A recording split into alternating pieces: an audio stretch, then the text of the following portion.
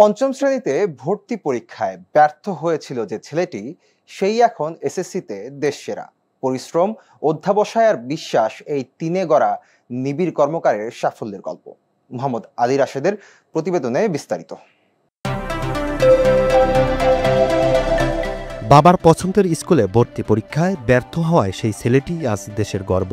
সদ্য প্রকাশিত এসএসসি ফলাফলে দেশসেরা হয়েছেন চট্টগ্রাম শিক্ষা বোর্ডের পরীক্ষার্থী নিবিড় কর্মকার। নাসিরাবাদ সরকারি উচ্চ বিদ্যালয়ের বিজ্ঞান বিভাগের শিক্ষার্থী নিবিড় ১৩০০ নম্বরের মধ্যে পেয়েছেন ১২৮৫, যা এবছরের সর্বোচ্চ প্রাপ্ত নম্বরের অন্যতম। নগরীর আন্দরকিল্লা এলাকায় একটি ভাড়া বাসায় বসবাস করে নিবিড় পরিবার। বাবা জীবন কর্মকার একটি বেসরকারি প্রতিষ্ঠানে চাকরি করেন, মা দীপা রায় গৃহিণী। বিভিন্ন প্রতিযোগিতায় অংশ নিয়ে জিতেছে বহু পুরস্কার। যেদিন রেজাল্ট দিয়েছিল দুপুর 2টায়, তো আমি নিজেই ওয়েবসাইট থেকে বের করে দেখেছিলাম গ্রেডশিট আর মার্কশিট। তো প্রথমে আমি বিভিন্ন সাবজেক্টের মার্কস আর কি ক্যালকুলেটর হিসাব করে দেখলাম যে সব টোটাল মিলে কত হয়। তো প্রথমে দেখলাম যে ১২৮৫। আমি ভেবেছিলাম এর চেয়েও হয়তো বেশি স্কোর করতেও পারে যে কেউ, কারণ বলা যায় না।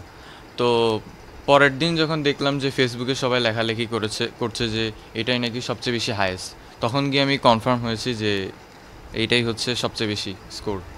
ছেলের সাফল্যে সবচেয়ে খুশি মা বাবা। বললেন, নিয়মিত স্কুলের নির্দেশনা ও শিক্ষকদের আন্তরিকতা সবকিছু মিলে নিবিড়ের এই সাফল্য।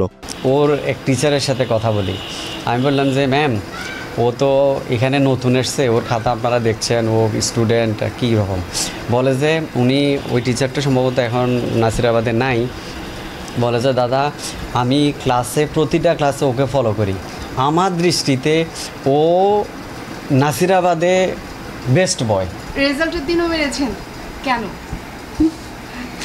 কেন মানে রেজাল্ট যেহেতু হবে স্কুলে, ওয়েবসাইটেও হবে জানি, তারপরে ও কষ্টও আছে, দুঃখও আছে, সবই আছে।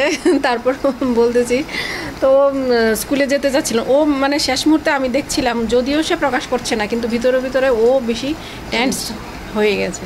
ও স্কুলে যাবে না, আমার রেজাল্ট যদি ভালো না হয়। এটা কোনো কথা না, তো তোমার যা হয়, আমি তো তোমাকে ওরকম এরকমভাবে তৈরি করিনি যে রেজাল্ট খারাপ হলে তোমাকে আমি মারধর করা। এটার জন্য তো আমি কখনো মেরেছি, তোমাকে বকেছি রেজাল্ট খারাপ হয়েছে কেন?